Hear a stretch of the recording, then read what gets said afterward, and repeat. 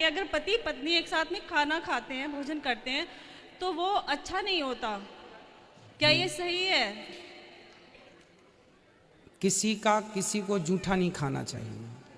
नहीं, मैं सिर्फ पति पत्नी की बात कर रही हूँ। जैसे एक हाँ। साथ में खाना खाते हैं एक साथ में, तो क्या वो सही नहीं होता? भाई, हमारी जो परंपराएं हैं वो ये कहती हैं कि पत्नी पति को पहले खवाए, फिर पत्नी खाए। और अगर पति पहले खाए ही ना? हाँ, तो ठीक है, साथ में बैठ के भी खा सकते हैं, कोई बुराई नहीं है एक साथ। यदि देखो, जैसे गुरुजी खा गए तो गुरुजी का जो बचा वो प्रसाद हो गया, पति जो खा लिया, पति का जो बचा वो प्रसाद रूप में पत्नी खा सकती है ना। जूठा मतलब ये होता है कि मैंने खाकर आपको दे दिया, वो जानकर जूठा हुआ, पर मैं खा के चला गया, जो बचा उसे आपने प्रसाद के रूप में ग्रहण किया, तो वो जूठे का पाप नहीं लगेगा, वो दोष नहीं है। पति की थाली पर पत्नी खाती है, दोष नहीं है, क्योंकि पति को भगवान मानती है और वो भगवान का प्रसाद समझ के उसे बचे हुए अन्न को खाती है। अब साथ में आप खा रहे हैं, कोई आपत्ति नहीं है, कोई बुराई नहीं है, खा सकते हैं, आज के हिसाब से तो लोग खाते ही हैं। तो जूठा खाने की मनाही है शास्त्रों में। तो पर पति पत्नी अब साथ में खा रहे हैं, कोई बुराई नहीं है। पर जो परंपराएं थी कि पहले पत्नी पति को खवाए, पत्नी बैठ जाए पंखा झलकाती रहे वो ज़माना भी हमने देखा है कि पति खाने बैठे तो ऐसे बैठ जाए पत्नी और पंखा झलकाती रहे ऐसे तो वो भी एक अपना आनंद है। अब तो ऐसे वाले पंखे चलते ही नहीं है, अब तो एसी कूलर या पंखे चलते तो हैं अब ये समय पर। पहले ये हमने देखा है अपनी दादी को कि वो दादाजी को खवाती थी फिर खाती थी, अपनी माँ को पिताजी को खवाती थी फिर खाती थी। तो जो देखा है वो हमने यही देखा है। हाँ, मैं एक बात और पूछना चाहती हूँ। एक साथ खाते हुए हमने दादी दादा को ना देखा, ना माँ पिताजी को देखा। हाँ, ओम शांति आपको पता ही होगा इसके बारे में। ओम शांति एक संस्था है, ओम शांति। हाँ हाँ, बताओ। गुरुजी, उसमें ये कहते हैं कि अगर कोई मधुबन नहीं गया है तो वो उनका प्रसाद नहीं बना सकता है। और जो ये ओम शांति से जुड़ी जो बहनें हैं, वो किसी के हाथ का ना पानी पी सकती हैं और ना किसी के यहाँ पे खाना खा सकती हैं। क्या ये सही है?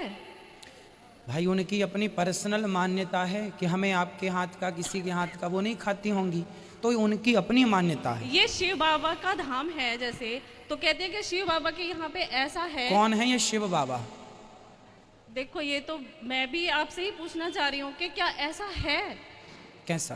कि किसी के हाथ का पानी ना पियो, किसी के हाथ का खाना ना खाओ, किसी के घर जाओ तो लेकिन उसके यहाँ पे पानी भी मत पियो। जो भाई, हमारे यहाँ तो देखो, शिष्टाचार का पाठ हम लोगों ने पढ़ा है, और शिष्टाचार यही है कि आपके द्वार पर कोई आए तो आप उसे पानी दीजिए, और पानी लेने वाले, जैसे मैं आपके द्वार पर आया, मुझे प्यास नहीं लगी तो मैं उस गिलास के जल को, गिलास को स्पर्श कर लूँ, या तो पी लूँ थोड़ा सा आपका सम्मान रखने के लिए, या तो सिर्फ स्पर्श कर लूँ। हनुमान ते ही परसा कर पुनि कीन्ह प्रणाम। तो स्पर्श करना भी सम्मान को स्वीकार करना हो जाता है। तो हम किसी के घर जाते हैं तो पानी तो पीते हैं, भाई आप लोग प्रेम से बुलाते हैं तो जलपान होता है।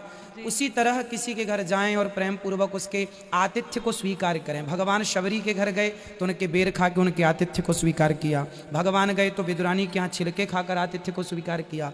तो भाई, हम किसी के घर जाकर उसके प्रेम को स्वीकार कर लेते हैं, इसमें कोई आपत्ति नहीं है, और यही हमारी भारतीय परंपरा रही है, शिष्टाचार की, अतिथि देवो भव की। अब ऐसे कोई ना माने तो भाई अब उसके लिए वो अपनी पर्सनल उनकी मान्यता है, ऐसा हमारे धर्म में ऐसी कहीं बात लिखी नहीं है। ठीक है गुरुजी, मैं ये कहना चाहती हूँ कि आज के टाइम में भगवान का दिया सब कुछ मेरे पास है, जो होना चाहिए। मैं ये भी नहीं कहती हूँ कि बहुत ज़्यादा, लेकिन हाँ, मैं खुश हूँ बहुत। और जिसका पति इनके जैसा हो उसको तो कोई दुखी नहीं है, ना कोई बहन दुखी रहेगी, ना किसी की बेटी दुखी रह सकती है। इसलिए मैं ये कहना चाहती हूँ कि एक बार ये भी आए और राधे राधे बोले। बुला लो, अब आप बुलाओ। अच्छा है, भगवान